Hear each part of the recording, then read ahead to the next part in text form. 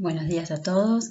Bueno, hoy vamos a continuar con las patologías gástricas y el plan de alimentación adecuado gástrico propiamente dicho.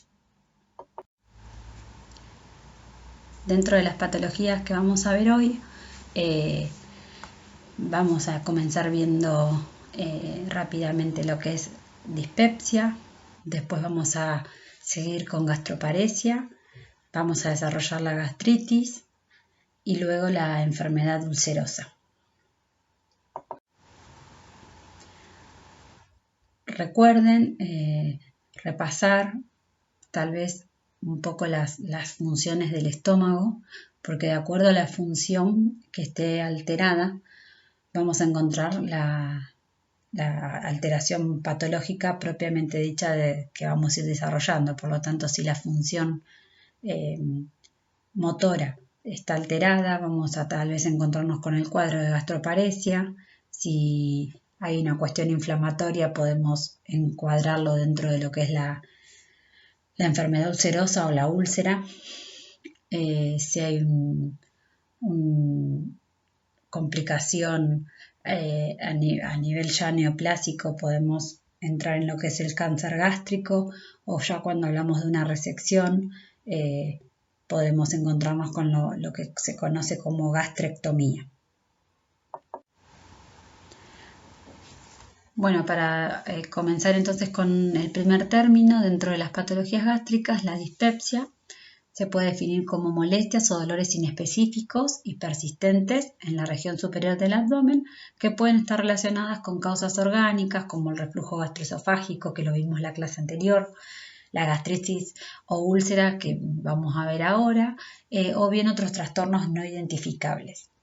Hay factores que intervienen en el desarrollo de la dispepsia, como puede ser una motilidad gástrica normal, lo que podemos también conocer como retraso del vaciamiento gástrico, la infección por el Helicobacter pylori, la hipersensibilidad visceral, el estilo de vida, la genética y también la dieta, y ahí es donde estamos nosotros involucrados como profesionales de la salud para tratar de contribuir a la mejoría de los hábitos alimentarios. Dentro del tratamiento nutricional de lo que sería la dispepsia, lo importante es no tener en cuenta, no hacer una dieta totalmente restrictiva, porque son pacientes que, dada su sintomatología, pueden tender a la hiporexia o la falta de apetito, y eso lleve a un estado de malnutrición. Entonces sería importante conocer bien al paciente, individualizar bien el plan alimentario y poder detallar qué alimentos generan los síntomas. El abordaje dietético y el estilo de vida van a ser similares a los que vimos en el reflujo gastroesofágico. Y tener en cuenta que las comidas tal vez muy abundantes, copiosas, que tengan un elevado consumo de grasa, los alimentos con un elevado contenido de azúcares simples, de hidratos de carbono simples, la cafeína, las especias o el alcohol, pueden generar los síntomas propios o característicos de la dispepsia.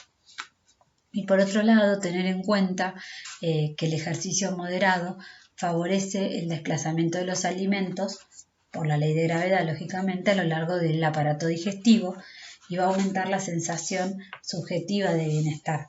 Por lo tanto, a la hora de indicar el tratamiento para la dispepsia, no solo pensarlo desde el cambio o la mejoría de los hábitos dietéticos, sino también mejorar el estilo de vida en general. Eso es básicamente los dos pilares de tratamiento para el abordaje de la dispepsia. Y por otro lado, tener en cuenta lo que se conoce como la dieta reducida en FODMAPs, que yo, si recuerdan, la habíamos nombrado cuando tratamos reflujo gastroesofágico. Hicimos ahí una breve reseña de esta dieta, que igual hoy está en investigación. El otro cuadro que podemos llegar a encontrar se denomina gastroparesia. Se define como el retraso en el vaciamiento gástrico. Hay diferentes tipos, diabética o posquirúrgica. Esto van a verlo en detalle con los doctores, por eso trato de tal vez de no extenderme. Básicamente lo importante es que para nosotros como licenciados en nutrición es saber que la terapia nutricional de estos cuadros va a tender siempre a mejorar la motilidad gástrica a partir de estrategias dietéticas y a reducir los síntomas, y por otro lado siempre estar atentos a poder corregir o prevenir las pérdidas de fluidos, electrolitos, para evitar deficiencias nutricionales. Es importante a la hora del diagnóstico realizar una adecuada historia clínica que nos podrán aportar el equipo médico, ya sea el gastroenterólogo o el clínico, donde además de la descripción detallada del dolor o el disconfort, tener en cuenta toda esa relación del cuadro con la ingestión de alimentos, que es a donde nosotros después tenemos que apuntar para hacer la correcta selección. Bueno, tener en cuenta que a partir de los síntomas que puedan llegar a surgir en el paciente, va a haber una ingesta oral reducida en calorías, ya sea en macronutrientes, quiero decir, y también en los micronutrientes. Por lo general las vitaminas, ¿sí?, como la A, la B, la C, la K, los minerales, el hierro, el potasio, el zinc, ¿sí?, son deficiencias que se encuentran, que se ven. Muchos acompaña con pérdida de peso y la deshidratación. Entonces es importante poder registrar una historia dietética, ¿sí?, hacer una correcta anamnesis, obteniendo todos los hábitos dietéticos de ese paciente, corrigiendo los que no están tal vez tan bien, los que no son tan apropiados, y centrándonos en el tamaño de las comidas, en la frecuencia, en el tipo, y bueno, luego ver cuáles son los que se toleran bien, mal, más o menos, ¿sí? Entonces tener en cuenta todo esto. Es importante hablar mucho con el paciente y poder individualizar el plan alimentario para que no termine siendo algo totalmente restrictivo que tienda más a la desnutrición o a la malnutrición por la restricción que le hicimos que por los síntomas propiamente dichos. Bueno, un punto importante a tener en cuenta en la gastroparesia es el volumen y la frecuencia de las comidas. ¿Por qué? Porque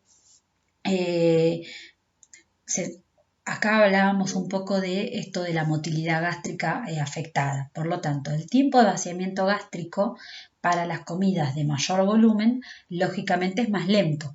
Entonces, es importantísimo poder reducir las porciones en estos pacientes.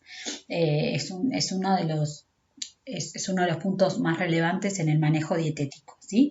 Poder individualizar. No hay un tamaño exacto, sino que va a ser propia de cada paciente. Y después también tener en cuenta la cantidad de ingestas durante el día, que tal vez al reducir porciones va a tener que ser incrementada para poder garantizar una ingesta nutricional adecuada. Bueno, otra medida es referida al contenido de la consistencia de las comidas. En los pacientes donde las estrategias nutricionales que nombramos anteriormente no alcancen el objetivo, ¿sí?, me refiero a la reducción del tamaño y el aumento de la frecuencia, se puede introducir una comida a base de puré líquido o días alternos con algunos alimentos sólidos para luego consumir comidas más líquidas. Y esto en realidad tiene explicación, ya que durante el periodo de vaciamiento sólido existe una correlación positiva entre ese vaciamiento y la motilidad antral, mientras que no existe relación entre esa motilidad antral y el vaciamiento en la fase líquida de la comida. El componente líquido se dispersaría más rápidamente en el estómago y se vacía después de un periodo de retraso mínimo. Por eso, esta es otra estrategia a tener en cuenta en la gastroparesia. También hay una herramienta importante que a veces sirve, que son los suplementos nutricionales orales, ¿sí? Los suplementos nutricionales orales en realidad serían de utilidad porque se estudió que los líquidos con mayores nutrientes y cargas de energía tienen un comportamiento más estable y lineal de vaciado gástrico. Entonces, muchos pacientes pueden tolerar grasas en forma líquida y no así en forma más sólida. Entonces, justamente los suplementos orales brindarían una forma útil de incorporar calorías en un volumen relativamente bajo o pequeño. Y después la otra herramienta o el otro punto a tener en cuenta, si el paciente presentara problemas para masticar la comida, se puede crear un puré, obviamente a partir de un proceso mecánico, ¿no? Licuado, y una vez que el paciente lo ingiere, después de mezclarlo con la saliva y las secreciones gástricas, se tolera con mayor facilidad que los sólidos, lógicamente, o los alimentos que no fueron masticados correctamente. Bueno, las grasas, habíamos hablado ya de esto cuando vimos reflujo gastroesofágico, pero sabemos que son inhibidores del vaciamiento gástrico. Lo que van a provocar es la liberación de colecistoquinina, y así los alimentos grasos obviamente tardan más tiempo en digerirse. En los pacientes con gastroparesia se restringen estos alimentos o se aconsejan restringir, y se trata de incorporar que el porcentaje de grasa calculado en la dieta sea a base de grasas insaturadas. Por otro lado, los hidratos de carbono complejos y los suplementos líquidos de alto contenido calórico son también de utilidad en estos pacientes.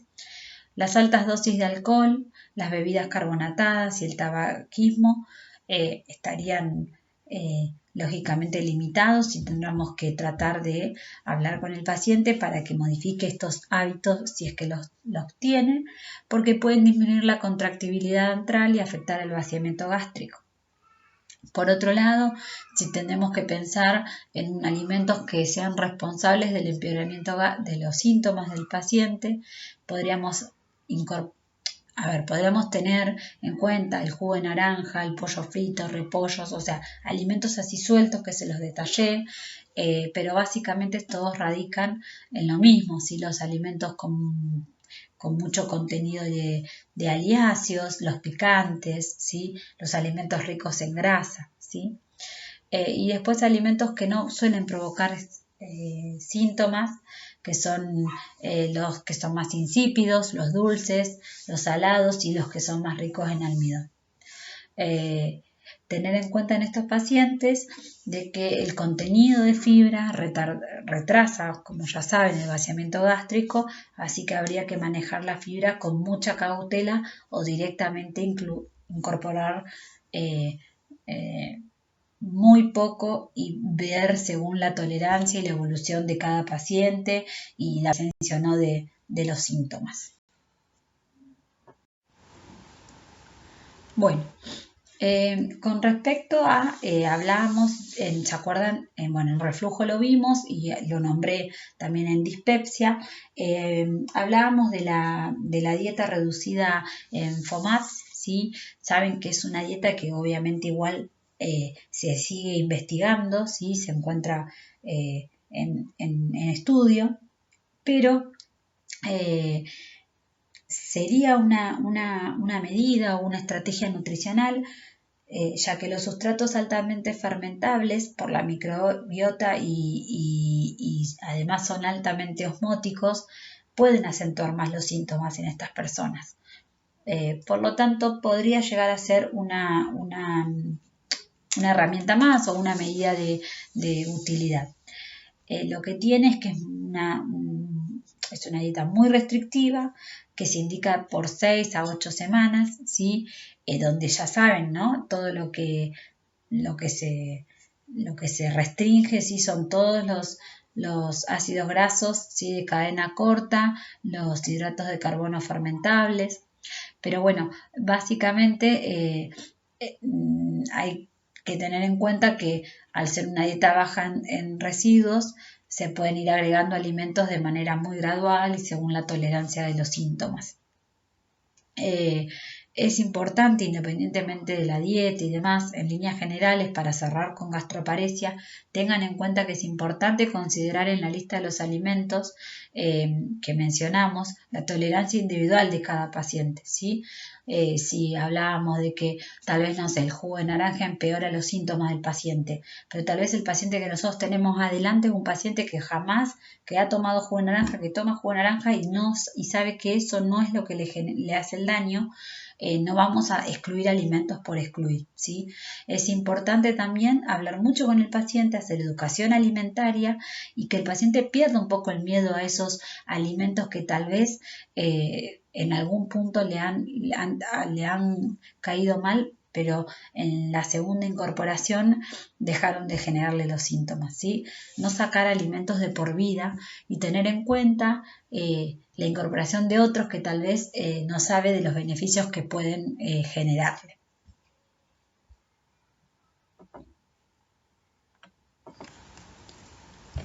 Bueno, la gastritis es la tercera patología que vamos a ver hoy.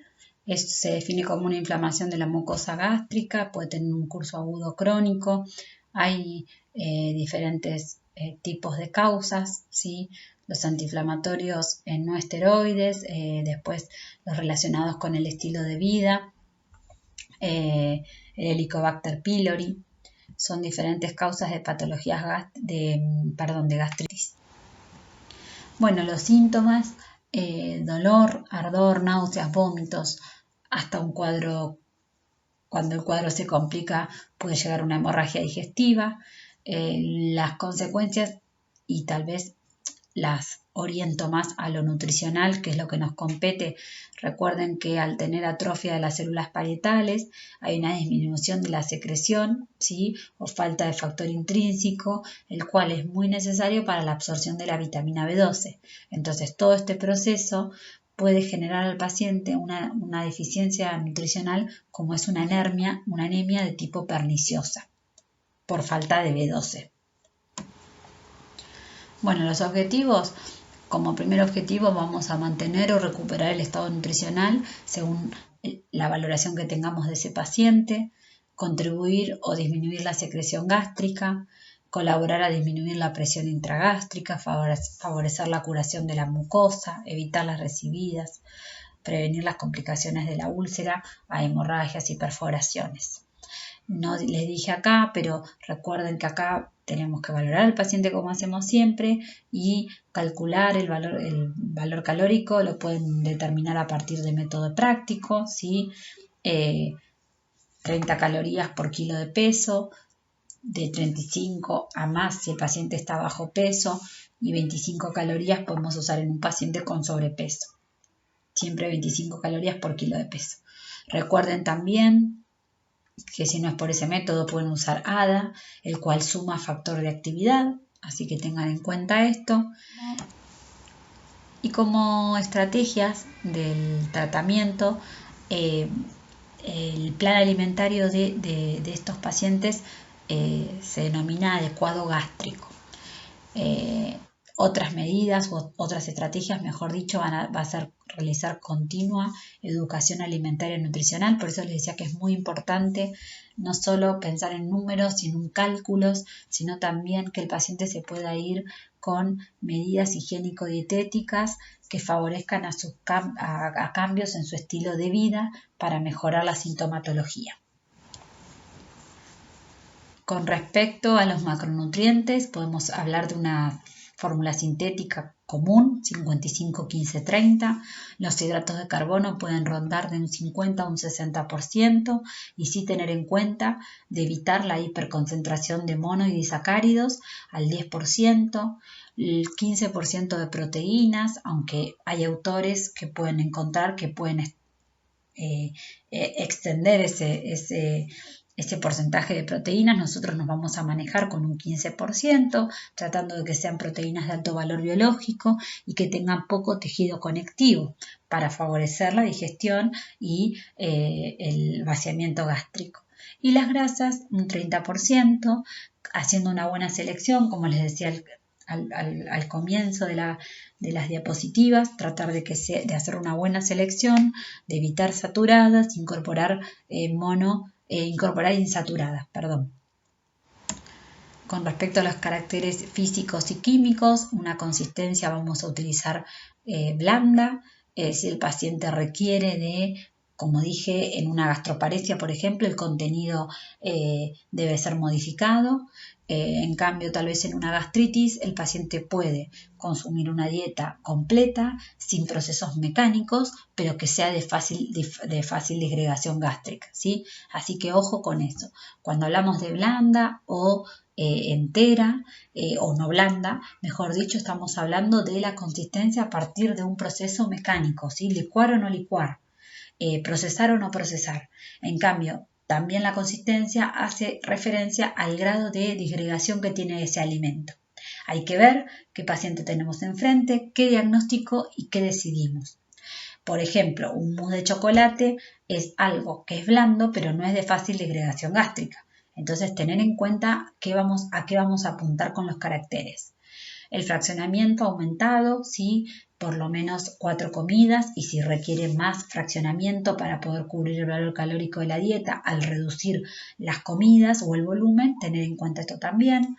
Residuos disminuidos por lo general, y siempre pensamos en una hemicelulosa modificada por cocción y subdivisión, y más adelante en una segunda etapa podemos incorporar la celulosa, ¿sí? Cocida, luego cruda. La temperatura templada, el sabor a hedor más suave, moderado, no estimulante, y las purinas hipopurínico. Anormo, dependiendo de la etapa en la que estemos también. Haciendo un breve repaso de la selección de alimentos, porque ya esto prácticamente con todos los datos que damos la armamos a la selección, ¿sí? La leche es un alimento que en realidad originalmente se indicaba y hoy por lo general no se aconseja a los fines de que nosotros no tenemos un paciente de carne y hueso, sino es un medio de un papel y uno no puede interrogar. Yo les aconsejo que siempre los lácteos en estos pacientes los manejen según la tolerancia individual de cada uno. Entonces pensamos a la hora de hablar de lácteos, sí o sí que sean descremados. Saben que el contenido graso retarda el vaciamiento, por lo tanto sí o sí descremados, y ver cómo lo toleran. Entonces siempre vamos a empezar por algo ligado en infusiones, en un flan, en una salsa blanca, y después tal vez pensar en el lácteo por sí solo. Pero siempre recuerden poner con moderación y según tolerancia. Los yogures, por supuesto, descremados y también tratando de que sean no de vainilla, de durazno, no de frutas ácidas. Los quesos, podemos manejar los untables descremados y los frescos semidescremados, ¿sí? La ricota, la mozzarella, los quesos por salud magros dietéticos, ¿sí? Acá pueden usar la composición química promedio, que sería 2, 18, 10 o 8, que es el promedio que se toman de los untables descremados con los frescos semidescremados. El duro o el de rallar, recuerden que lo vamos a excluir de todos los días, solo lo vamos a usar en una preparación que lo requiera como condimento, ya que son picantes y crean mayor secreción desde la etapa cefálica por el aroma propio del queso duro. Y además, acuérdense que el contenido de grasa también, cuanto más duro el queso, más contenido graso hay. El huevo no sería un alimento problema, ¿sí? Sí, tal vez para que sea una digestión más rápida, más fácil, se aconseja tipo poché pasado por agua, ¿sí? Pero puede consumirse también duro, revuelto, no sería un problema. Las carnes siempre primero vamos a incorporar las blancas, pollo sin piel, pescados magros y luego las rojas, también cortes magros. Aclaren en la selección de alimentos cuando la armen. Esto yo estoy dando los tips de la selección. Recuerden armarla de manera completa y pongan los cortes de carne magro, ¿sí? Peseto, nalga, cuadril, lomo, paleta, bola de lomo, todos los cortes que ustedes saben que son magros para darle una selección lo más completa posible. Las carnes es importante que recuerden en las formas de preparación aclararle al paciente sin costra de tostación, bien subdivididas. Primero, tal vez en una primera etapa va a manejar de manera por calor húmedo hervidas y luego al horno, a la plancha, en rellenos, a la cacerola, ¿sí? Siempre sin saltear y sin costra. Las verduras en una primera etapa tolerará las del grupo B, zapallo, zanahoria, corazón del caucil, remolacha, chauchas y niños ni porotos. Luego las del grupo A, zapallitos, berenjena, ¿sí? Todo sin residuo, ¿sí? Sin residuo y bien cocidas. Puntas de espárragos, acelga, espinaca, sin las pencas, tomate, pelado, sin piel y sin semilla. Y del grupo C, la papa y la batata según tolerancia. Pero básicamente la selección de alimentos en las verduras es así, bien estricta, y luego se va progresando según la tolerancia. Banana, manzana, durazno, pera son las frutas más toleradas, ¿sí? Sin cáscara, sin semilla, ¿sí? Los jugos de estas frutas también se toleran bien. Primero la fruta también cocida y luego se va cortando en pedazos pequeños y se va comiendo cruda. Pero recuerden entonces, carnes sin costra de tostación, verduras y frutas cocidas, sin cáscara, sin semillas, sin piel. Es importantísimo aclarar las formas de preparación, ¿sí? Si no, no estamos tampoco orientando al paciente. No es solamente el alimento a elegir, sino también cómo yo hago la manipulación de ese alimento. Si yo le pongo huevo y no le aclaro en forma de preparación que es frito o no, no estamos dándole el mensaje tal vez tan claro. Si yo le pongo leche y le pongo salsa y no aclaro qué salsa, el paciente puede tal vez generar en su lista negra, por llamarlo de una manera, un alimento que no lo tolera de esa manera, pero sí lo tolera si las formas de preparación son controladas, ¿sí?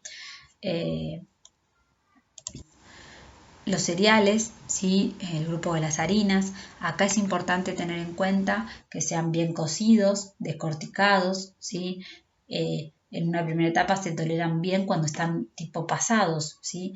No el arroz duro.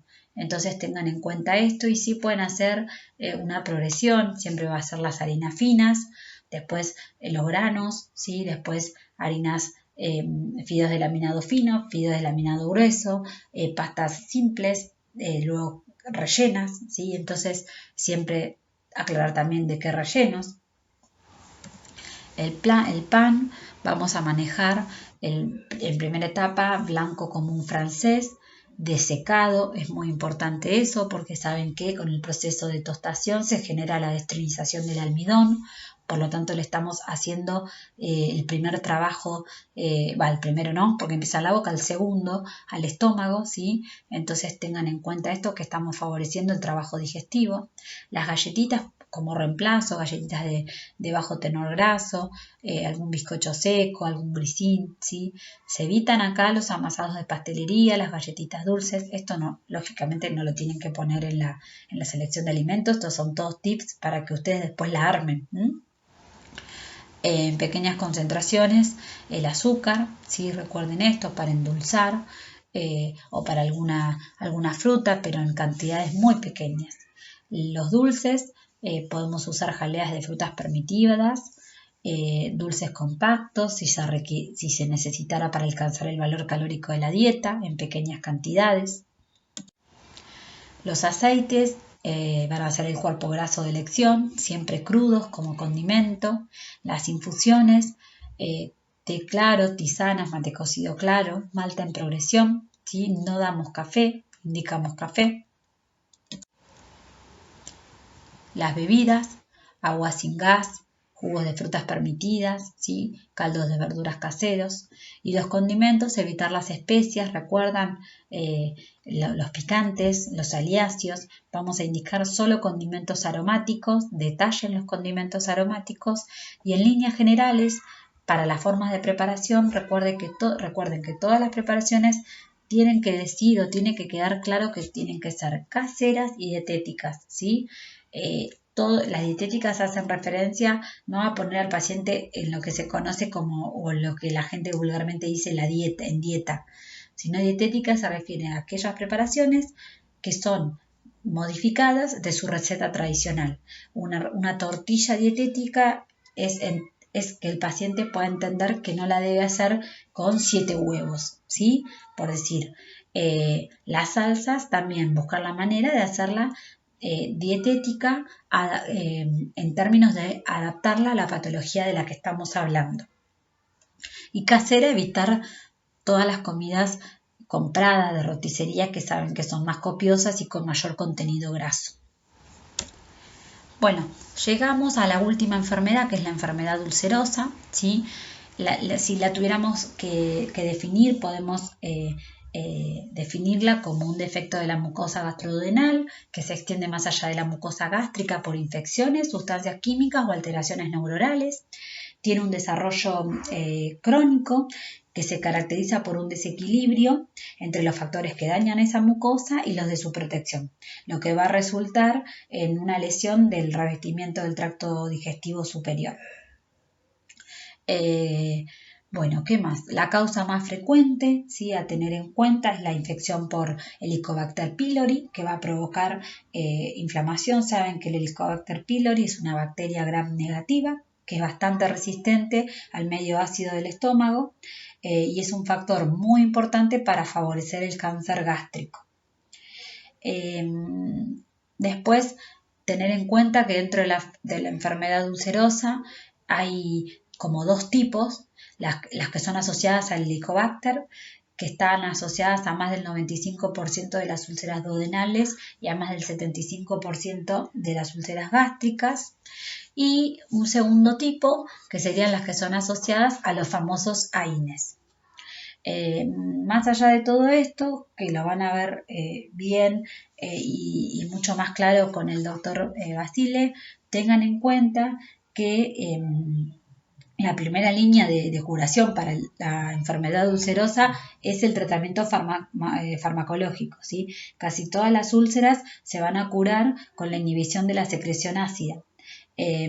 Pero bueno, igualmente esto no es que disminuye las recidivas. Hay que apuntar al factor desencadenante, ya sea los AINES, el Helicobacter pylori, para poder cambiar la historia natural de la enfermedad y conocer el tratamiento igualmente nutricional. Bueno, con respecto al tratamiento nutricional, durante muchas décadas los factores dietéticos o han ganado o han perdido la importancia, ¿no? Como en la etiología y en el tratamiento de estas enfermedades. La nutrición y las recomendaciones siempre rondan en una dieta saludable, en la necesidad de establecer tal vez diferentes puntos de referencia para el paciente en cuanto a qué alimentos sí, a qué alimentos no, y siempre rondan en mejorar también el estilo de vida para prevenir o bien tratar la sintomatología de estas enfermedades. Por lo tanto, siempre la dietoterapia ha cumplido un papel clave en la prevención, ¿no?, de estas enfermedades y ante todo de la enfermedad ulcerosa. Ante todo porque determinados alimentos tendrían un factor protector de la mucosa del sistema gastroduodenal. Pero hay pocos indicios de que ciertos factores dietéticos específicos provoquen o exacerben la gastritis y las úlceras pépticas. Así todo, el plan de alimentación es el recurso uno para poder ayudar a los fármacos en el manejo de la úlcera. Los objetivos del tratamiento nutricional van a rondar el primero, lógicamente, en normalizar ese estado nutricional si hay una alteración, y luego va a venir todo lo que hagamos a partir de la dietoterapia, contribuyendo a prevenir la hipersecreción ácida y reducir el dolor, a promover la cicatrización de la úlcera, a partir también de, de los alimentos o de la dietoterapia aplicada, poder disminuir los síntomas, prevenir las recurrencias, ¿sí? Evitar las complicaciones en general. Bueno, recuerden que este paciente, al igual que todos los que estamos viendo con gastritis, dispepsia, gastroparesia, ¿sí? Vamos a utilizar a partir del índice de masa corporal como primer paso en el caso clínico. Luego vamos a calcular el peso ideal y a partir de ahí utilizar un método práctico o ADA para determinar un valor calórico. Una vez que tenemos ese valor calórico, vamos a hacer la distribución de los macronutrientes, o sea, lo que conocemos como fórmula sintética, hidratos de carbono, proteínas y grasas. Los hidratos van a rondar entre el 50 y el 60, podemos tomar de puntos 55%, siempre evitando la hiperconcentración como ya dije, y un buen aporte de almidones para cubrir el valor calórico. Las proteínas un 15%, en una etapa aguda que se da más o menos entre la quinta y la octava semana, ¿sí? Podemos llegar a alcanzar hasta 1,2 gramos de proteínas por kilo de peso día y hasta 1,5 gramos en la etapa de recuperación. Siempre buscar proteínas de alto valor biológico y de baja celularidad. Entonces, no tienen que calcular igual las proteínas con 1,2 o 1,5. Estos son datos que les aporto para su práctica nutricional en un futuro. Hoy en una úlcera, en una gastritis, en una dispepsia o en una gastroparesia, la fórmula sintética que vamos a utilizar es 55, 15, 30, ¿sí? Y las grasas, lo mismo. Hay autores o bibliografías donde van a encontrar tal vez una reducción de grasas en porcentaje, pero no es necesario. Con un 30% y haciendo una buena selección podemos cubrir bien el aporte. Por otro lado, los caracteres físicos y químicos son, al igual que hablamos en la gastritis, ¿sí? Fíjense que son los mismos. Siempre los caracteres físicos y químicos en las patologías gástricas rondan en torno a estos que les presento en la diapositiva. Y el valor vitamínico y mineral, sí, tener en cuenta que si bien acá nosotros lo ponemos normal según la CRDA, son pacientes a tener en cuenta, a charlar con el equipo de salud, que pueden tener déficit de zinc, ¿sí? Déficit de selenio, ¿sí? De vitamina A. Es muy importante que no haya deficiencia de esto, ¿sí? Sabemos que el zinc va a jugar un papel muy importante en la función del sistema inmune, ¿sí? Como respuesta al estrés oxidativo y a sanar las heridas que pueda tener esa mucosa. El selenio saben que es importante para reducir las complicaciones de la infección y mejorar también la curación, ¿sí? Y la vitamina A, que muchas veces se utiliza como suplemento, hoy se sabe que hay déficit de vitamina A muchas veces en estos pacientes, pero no hay una efectividad que esté respaldada por una gran evidencia científica en la suplementación. Entonces, hay que cuidarlo, tomarlo con mucha cautela porque sabemos que las dosis muy altas pueden no promover esa curación y la ingesta excesiva de vitamina A puede ser hasta tóxica. Así que eso siempre va a ser a charlar con el equipo de salud, ante todo con el médico o el gastroenterólogo de cabecera, pero sí tener en cuenta que puede haber en estos pacientes deficiencia de micronutrientes. Bueno, algunos autores muestran que el mejor tratamiento para la enfermedad ulcerosa es la erradicación del Helicobacter pylori. Algunos estudios muestran en humanos el uso de antioxidantes para erradicar la bacteria y uno de ellos observó que la vitamina C tiene efectos importantes. Dentro de esos estudios mostraron que dosis más pequeñas de vitamina C durante un periodo más largo de tiempo ofrecerían una mejor respuesta en comparación con dosis mayores. Entonces, en los pacientes con enfermedad ulcerosa por Helicobacter pylori se puede indicar la suplementación de vitamina C hasta 500 miligramos día durante un periodo de más o menos 3 meses, como hacemos con todo lo que se suplementa, y que no exceda lo recomendado según las ingestas alimentarias de referencia. Después, por otro lado, los ácidos grasos, tanto los omega 3 como los omega 6, estarían implicados en procesos inflamatorios, inmunitarios, como ya saben, pero no está totalmente demostrado la utilidad en el tratamiento específico de la enfermedad ulcerosa. La B12, por otro lado, es común que los pacientes con enfermedad ulcerosa presenten deficiencia por el uso ante todo prolongado de los antiácidos, que van a interferir en la biodisponibilidad de esta vitamina. Entonces, esta deficiencia puede causar problemas, ¿sí? Como la anemia megaloblástica, que se la citaba al comienzo, ¿sí?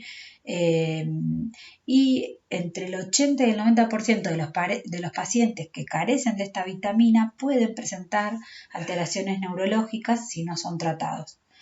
Así que es importante también la recomendación. Yo se las busqué, más o menos se recomienda 2,4 microgramos por día de esta vitamina, que tranquilamente se puede obtener en una dieta que presente leche, carne, huevos. Así que eso estaría también cubierto. Y recuerden, con respecto al hierro, que los antiácidos disminuyen la absorción, también causando anemia, y el sangrado gastrointestinal se puede observar por ejemplo en los pacientes con úlcera y los infectados por Helicobacter. Entonces es importante tener en cuenta el tema de la carencia de hierro. Por otro lado, haciendo un poco uso de las fibras en el tratamiento de la enfermedad ulcerosa, tengan en cuenta obviamente de qué fibra estamos hablando, las solubles que podemos encontrar en la manzana, en la avena, en la pera, ante todo ese tipo de fibras son responsables de una mayor viscosidad en el contenido intestinal. Las insolubles, ¿sí? En los granos integrales, en la granola, van a aumentar el volumen de las heces, van a reducir el tiempo de tránsito en el intestino y van a favorecer la catarsis, ¿sí? Entonces, se recomienda en estos pacientes una dieta rica en fibras de 20 a 30 gramos por día. Tendrían o actuarían como amortiguadores, reduciendo la concentración de ácido en el estómago y el tiempo de tránsito intestinal. Y por otro lado, todo eso llevaría a un paciente menos distendido, lo cual va a tener mayor sensación de confort, menor incomodidad y dolor en el tracto gastrointestinal. Sí, recuerden que es importante hacer esta incorporación de manera paulatina, nada de cosas de aumentos abruptos ni repentinos, porque puede tener por el contrario efectos totalmente negativos. Bueno, por otro lado, si hablamos de posibles factores de riesgos o causantes de la enfermedad ulcerosa, antes quería aclarar que esto lo cité acá para no olvidarme que se los quería comentar. El pH de los alimentos, que fue siempre muy discutido, tiene poca importancia terapéutica, excepto en aquellos pacientes que presenten alguna alteración en la cavidad oral, como les había comentado, o en la mucosa esofágica. La mayoría de los alimentos son mucho menos ácidos que el pH gástrico normal, que es de 1 a 3. Por ejemplo, el pH del jugo de naranja y el de la uva es de 3,2, 3,6. El pH de las bebidas, por lo general, que uno puede tomar es de 2,8 a 3,5. Entonces, no sería probable que ni los jugos de frutas ni cualquier refresco que el paciente elija causen la úlcera o interfieran negativamente o significativamente, mejor dicho, con la cicatrización, solo por la acidez propia que tengan y la cantidad consumida. Así que esto como un dato a tener en cuenta. Bueno, si hablamos ahí sí vamos a los posibles factores de riesgo o causantes de la úlcera péptica, tenemos sustancias que son muy estimulantes de la fase gástrica y las sustancias que tal vez vamos a ver más adelante cuando desarrollemos patologías intestinales, a lo referido a lo que es la hiperconcentración de mono y disacáridos que pueden generar diarreas de tipo osmóticas y bueno, y las grasas. Pero centrándonos un poco en lo que nos compete hoy, que es las patologías gástricas, las sustancias más estimulantes en esto están, bueno, las proteínas, las purinas, el alcohol, ¿sí? El tabaco, la cafeína, ¿sí? Recuerden que el café, por ejemplo, estimula la secreción ácida y también puede reducir la presión del esfínter esofágico inferior, que habíamos visto en las patologías esofágicas la semana pasada. Pero no así hay evidencia científica con fuerza de que puedan ser causantes de úlcera péptica. Las especias, los condimentos, ante todo la pimienta, ¿sí? En cantidades muy grandes, ¿sí? Cuando se administran directamente a estómago sin otros alimentos, pueden sí aumentar la secreción ácida y causar erosiones superficiales, transitorias, ¿no? Que generen inflamación. Ante todo la pimienta negra. ¿Qué más? Bueno, habíamos hablado un poco del efecto del etanol, así que no lo vamos a volver a nombrar. Y el tabaco, recuerden que disminuye la secreción de moco y de bicarbonato, eleva el flujo duodenal y el gástrico, ¿sí? Y aumenta el riesgo de formación de úlceras. Por eso esto sería un hábito a cambiar, a modificar. Y me olvidaba, cuando cito ahí hiperconcentración de azúcares, me refiero a que las bebidas carbonatadas, ante todo, aumentan la producción de ácido y además recuerden que contienen gas, por lo tanto van a causar distensión gástrica y pueden estar muy relacionadas con la dispepsia. Así todo, tengamos en cuenta siempre las tolerancias individuales. Bueno, acá les dejo como siempre la bibliografía donde consulté para poder armar esta clase. Y el caso clínico 4, paciente de 42 años, de sexo masculino, 1,80 m, 77 kilos, ¿sí? Con un índice de masa corporal de 23, es empleado municipal, posee diagnóstico de gastritis crónica y es derivado a la interconsulta con nutrición para un tratamiento nutricional pertinente con una selección de alimentos correcta.